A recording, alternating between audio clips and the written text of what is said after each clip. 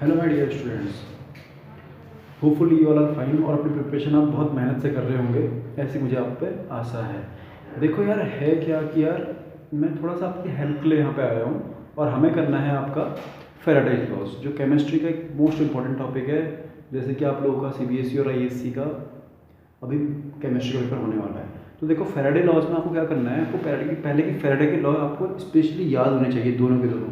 ठीक है ना, दोनों आपको बाय हार्ट होने चाहिए। देखो, फर्स्ट लॉ क्या कहता है आपको, फर्स्ट लॉ कहता है W equals Z I T, where Z is electrochemical equivalent. ठीक है, और डब्ल्यू मास है आपका, मास डिपॉजिटेड, आई करंट है, डी यहाँ पर क्या है, टाइम पीरियड। ठीक है, सेकेंड लॉ कहता है आपका mass deposited of first substance equals to equivalent mass of first substance. ऐसी सेकेंड यहाँ पर रहेगा। ये दो लॉ तो आप याद कर लेंगे। देखिए, इन दोनों लॉ को आपको याद करना है, पेपर में कभी कभी सीधे लॉ पूछे जाते हैं। देखो, इसमें क्या है, यहाँ से हमें निकल के आता है Z1 upon Z2 equals to E1 upon E2। ठीक है, यहीं से अपने पास एक फॉर्मूला बनता है E इक्वल्स टू FZ, और Z इलेक्ट्रोकेमिकल इक्विवेलेंट का फॉर्मूला निकल के आता है equivalent mass upon Faraday constant. ठीक है, और इसकी वैल्यू अपने पास 96500, ये आपको वैल्यू आपको फिक्स होनी चाहिए, याद होनी चाहिए। देखो, एक कॉन्सेप्ट होता है इसमें, इलेक्ट्रोकेमिकल जो इक्विवेलेंट मास होता है, इसकी वैल्यू होती है एटॉमिक मास अपॉन वैलेंसी। ये फॉर्मूला आपको बाय हार्ट होना चाहिए, ये हेल्प करेगा आपको क्वेश्चंस में। देखो, अपने पास एक क्वेश्चन है, इस क्वेश्चन में हमें मास डिपॉजिटेड ऑफ कॉपर फाइंड करना है। हमें CuSO4 सॉल्यूशन दिया हुआ है और हमें क्या दिया हुआ है, 0.2 एम्पियर करंट दिया हुआ है। अपने को इसमें टाइम पीरियड भी गिवन होना चाहिए 1 आवर, और टाइम गिवन है इसमें हमें 1 आवर। ठीक है, तो जरा समझो इस चीज़ को। पहले हमारे फॉर्मूला क्या होता है, हमारे फॉर्मूला होता है W equals to ZIT, but Z find करना है। Z कैसे निकलेगा, Z निकलेगा यहाँ से equivalent mass upon Faraday constant, जो ये वैल्यू है। ठीक है, बट इक्विवेलेंट मास कैसे निकलेगा, इक्विवेलेंट मास निकालने के लिए हमें क्या करना होगा, इक्विवेलेंट मास के लिए हमें करना होगा ये formula, atomic mass of copper. Copper का मास हमें गिवन होना चाहिए, वो है 63.5 अपॉन वैलेंसी। जरा समझो, होता क्या है, CuSO4, इसकी वैलेंसी होती है 2 -2, इसकी वैलेंसी होती है +2। तो कॉपर की वैलेंसी कितनी है, 2। ये आपको पता रहना चाहिए, छोटी 9th क्लास में पढ़ाया जाता है आप लोगों को। तो अपॉन 2 करेंगे, ये वैल्यू हो गया। अब यहाँ ये हमें क्या मिला, इक्विवेलेंट मास। क्लियर बात, तो W इक्वल्स टू कितना हो जाएगा, यहाँ पर ये होगा E अपॉन FIT। तो E कितना है, 63.5 अपॉन 2 इंटू 96500 इंटू करंट की वैल्यू कितनी, 0.2 एम्पियर, टाइम कितना है 1 आवर। ठीक है, 1 आवर है, तो 60 into 60 second, cancel out, cancel out. ठीक है, ये कैंसिल आउट हो जाएगा 0.1 टाइम्स। क्लियर है बात। अब इसे हम सॉल्व करते हैं, यहाँ से हम 2 पॉइंट्स रिमूव करेंगे, तो ये बन जाएगा कितना आपका, ये हो जाएगा 635 इंटू 36 अपॉन 965। अब इसे हम कैलकुलेटर से सॉल्व कर लेते हैं, चाहो तो आप न्यूमेरिकली से सॉल्व कर लीजिए। जो आपका आंसर आएगा,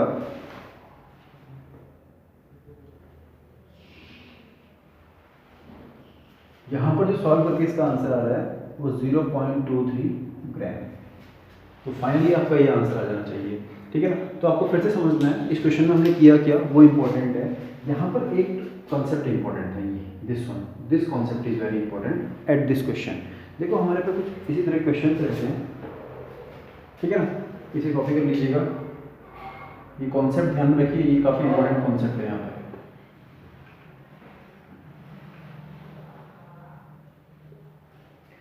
देखो, ये जो क्वेश्चन है ना आपके पास, जो आपको ये क्वेश्चन यहाँ पर करवाए जा रहे हैं, ये कुछ सारे क्वेश्चन आपके टेलीग्राम ग्रुप में डाले हुए हैं, वहाँ से चेक कर लीजिए।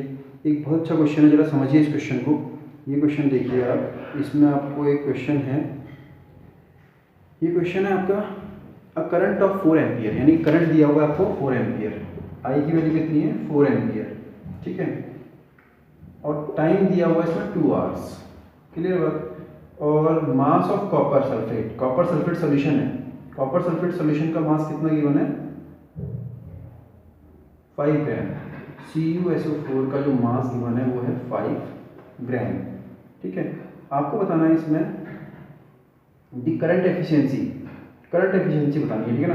करंट एफिशिएंसी निकालेंगे हम थोड़ी देर में। पहले हमें इसमें क्या करना होगा, करंट फाइंड करना होगा। देखो W इक्वल टू क्या होता है, ZIT, ठीक है। और यहाँ पर ये बनेगा E/F/IT, फॉर्मूले के according Z equal to E/F। तो हमें I फाइंड करना है, तो I कैसे निकलेगा, I निकलेगा W/F/E/I/T।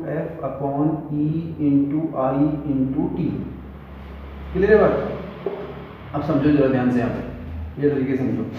अब यहाँ पर क्या होगा, W मास कितना दिया हुआ है 5 इंटू 96500 इंटू फेराडे कांस्टेंट की वैल्यू हो चुकी। देखो इक्विवेलेंट मास अभी मैंने बताया था, तो इक्विवेलेंट मास का एटॉमिक मास कितना है 63.5 कॉपर के लिए अपॉन वैलेंसी 2, तो कितना हो जाएगा 63.5 अपॉन 2 इंटू, सॉरी ये तो हटेगा यहाँ से, यहाँ पर टाइम आएगा ओनली। टाइम कितना दिया होगा 2 आवर्स, तो 2 इंटू 60 इंटू 60, 2 से 2 कैंसिल, 00 से 00 कैंसिल, ठीक है। ओके, तो हमारे पे आई की जो वैल्यू आएगी यहाँ से सॉल्व करने पे, ये आएगी 2.11। क्लियर बात। ये रहा, ये जो आपको फाइंड हुआ है ना, ये फाइंड है आई कैलकुलेटेड। क्लियर बात। अब हमें क्या करना है, इसमें करंट एफिशिएंसी निकालनी है। जरा ध्यान से देखो, करंट एफिशिएंसी ये होता है I calculated upon I given into 100। तो आई कैलकुलेटेड कितना आया था 2.11, आई गिवन कितना था 4 इंटू 100, 25 टाइम्स होगा, तो 25 टू 50, ये अराउंड 52.7% आएगा। यही आपका आंसर होगा। क्लियर है बात। ये एक बहुत अच्छा क्वेश्चन बनता है इसमें, इसे भी ट्राई कीजिए। इसका भी क्वेश्चन आपको टेलीग्राम के लिंक में डाला गया है, बट यहाँ पर रफली से समझ लीजिए, ठीक है ना। इस तरह के बहुत सारे क्वेश्चन आपको दिए गए हैं। क्वेश्चन है प्रीवियस ईयर क्वेश्चन है, जरा से समझिए। ये क्वेश्चन कह रहा है how many hours does it take to reduce 3 moles of Fe3 positive ion. Fe3 positive ion से बनाना है हमने Fe2 पॉजिटिव आयन, ठीक है। तो जरा समझिए, तो Fe3 पॉजिटिव आयन से Fe2 पॉजिटिव आयन बनाना है, तो E इलेक्ट्रॉन, 1 इलेक्ट्रॉन। जरा समझिए इसको फिर से, Fe3 पॉजिटिव Fe2 पॉजिटिव बनाना है, क्या करेंगे Fe3 पॉजिटिव, यहाँ पर Fe2 पॉजिटिव, यहाँ पर 1 इलेक्ट्रॉन नेगेटिव। अब इसे जरा सेट करते हैं, जरा देखिए 3 3 3, तो कितने इलेक्ट्रॉन की हमें, देखो 3 3 या 9 9, देखो ये हुआ आपका 9 पॉजिटिव का, ये कितना हुआ माइनस का 3, यहाँ कितना हुआ प्लस का 6, ये कितना है 6, ये क्या हुआ 6, बैलेंस हो गया एक तरह से। तो हमें कितने इलेक्ट्रॉन की जरूरत पड़ी 3 इलेक्ट्रॉन्स, ठीक है ना, 3 इलेक्ट्रॉन्स की जरूरत पड़ी। तो जरा समझो इसमें, तो कितना चार्ज हमें चाहिए, चार्ज कितना चाहिए 3 इंटू F, 3 इंटू 96500, ये है चार्ज रिक्वायर्ड। क्लियर है बात। अब हमें क्या चाहिए इसमें, हाउ मेनी आवर्स, तो एक फॉर्मूला आपने पढ़ा होगा Q equals to IT। Charge कितना चाहिए था, चार्ज ये चाहिए 3 इंटू 96500 इक्वल्स टू करंट कितना गिवन है हमें, करंट गिवन था हमें इसमें, करंट तो बताना how many hours, 2 ampere current given है। ध्यान रखिए क्वेश्चन में हमें करंट 2 एम्पियर गिवन है इंटू टाइम, तो टाइम कितना हो गया 3 into 96500 upon 2। If you solve it will around 750 second. ये आपका इसका आंसर है। समझ गए बात को। ये क्वेश्चन भी आपका टेलीग्राम ग्रुप में क्वेश्चन प्रॉपर तरीके से डाला गया है, इसमें कुछ नहीं था। हमें Fe3 पॉजिटिव से Fe2 पॉजिटिव में जाना है, तो हमें कितने टाइम पीरियड की, कितने आवर्स की जरूरत पड़ेगी। अब इसे आप आवर्स में कन्वर्ट कर सकते हैं, क्वेश्चन में इसमें आवर्स में पूछा हुआ है, तो आप इसे आवर्स में कन्वर्ट कर लें। आवर्स में कन्वर्ट करेंगे तो क्या करेंगे 750 अपॉन 60 इंटू 60, ये 40.2 आवर्स के अराउंड आंसर आएगा, ठीक है। तो ये क्वेश्चन हमारा इस तरह से सॉल्व होता है, ठीक है ना। हमारे को इसमें बहुत सारे क्वेश्चंस हैं, आप चेक कर सकते हैं टेलीग्राम ग्रुप में, डिफरेंट क्वेश्चंस हैं और वैरायटी ऑफ क्वेश्चंस भी हैं इसमें, जो आपके एग्जाम में बार बार ही पूछे जाते हैं। दो टाइप का क्वेश्चन बनता है, ये क्वेश्चन भी काफ़ी इंपॉर्टेंट रहेगा, जरा इसे समझिए। खासकर ये क्वेश्चन तो बहुत बार रिपीट हुआ है एग्जाम में, दिस वन, इसको समझिए, इसको लास्ट में करते हैं, पहले से समझिए। देखो हमने कॉन्सेप्ट लिखा हुआ है, ये कॉन्सेप्ट है 1 mole electron equals to 1 faraday यानी 96500। अब इसे समझिए, Al3 पॉजिटिव से इसे किस में आना है, Al में आना है, तो कितने इलेक्ट्रॉन की जरूरत पड़ेगी, ये रिडक्शन के लिए कह रहे हैं ना, for reduction require how much charge is required for reduction, तो कितने इलेक्ट्रॉन की जरूरत इसमें रिड्यूस होंगे, 3 इलेक्ट्रॉन, तो आंसर कितना हो जाएगा 3f, यानी 3 इंटू फैराडे कॉन्स्टेंट से आप सॉल्व कीजिए, आंसर आ जाएगा। यानी आपको क्या करना है, 3 इंटू 96500, ठीक है ना, ये आ जाएगा अराउंड 28950, इतना कूलम आंसर।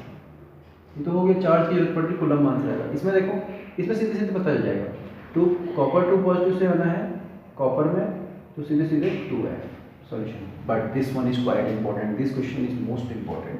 देखो इसमें पहले Mn का ऑक्सीडेशन स्टेट निकालो, वैल्यू निकालो इसकी, देखो क्या होगा।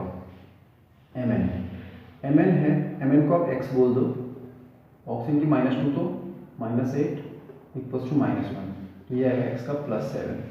यानी हम क्या कर रहे हैं, Mn 7 पॉजिटिव टू किस में जा रहे हैं, Mn 2 पॉजिटिव, कितने की जरूरत है, 5 इलेक्ट्रॉन्स की, तो आंसर कितना जाएगा 5f, ये आपका आंसर है। तो 5 इंटू फैराडे कांस्टेंट को सॉल्व कीजिए, वही आपका आंसर आएगा। क्वेश्चन बनता है, ये क्वेश्चन भी काफ़ी इंपॉर्टेंट रहता है, ये भी काफ़ी बार रिपीट हुआ है, ठीक है। तो जरा इसे चेक कर लेते हैं लास्ट में।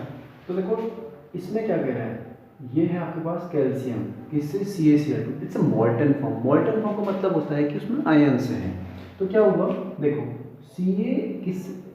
Ca2 पॉजिटिव से मिल रहा है आपको कॉपर, ठीक है ना, सॉरी कैल्शियम, सॉरी, ठीक है ना, कैल्शियम मिल रहा है, तो कितना है इसमें 2 इलेक्ट्रॉन रिड्यूस करेंगे ना इसे, तो 2f, तो मतलब क्या है, कैल्शियम का मास कितना 40 ग्राम, तो 40 ग्राम में चाहिए 2f, इतना चार्ज चाहिए, तो 1 ग्राम में कितना चाहिएगा, 1 ग्राम सॉरी 20 ग्राम में पूछा ना क्वेश्चन में पूछा 20 ग्राम में, तो 20 ग्राम में कितनी इलेक्ट्रिसिटी चाहिए, जब 40 में 2f चाहिए तो 20 इसका हाफ हो रहा है, यहाँ कितना हो जाएगा, इसका हाफ 1f, यानी 1 फैराडे का आंसर। ऐसी सिंपल सा क्वेश्चन है। Al2O3, अब देखो Al2O3 है, Al2O3, एल्यूमिनियम की चार्ज कितना है एल्यूमिनियम पे, 3 पॉजिटिव, तो Al 3 पॉजिटिव टू Al, यानी क्या 3f, 27 मास होता है एल्यूमिनियम का, ये आपको पता होना चाहिए। 27 ग्राम में कितना चाहिए, 3f, इतनी इलेक्ट्रिसिटी चाहिए, 3 फैराडे इलेक्ट्रिसिटी चाहिए, तो 1 ग्राम में कितने चाहिए, 3/27, यानी कि 1/9, हमें कितना चाहिए 40 में, तो 40 ग्राम में कितना हो जाएगा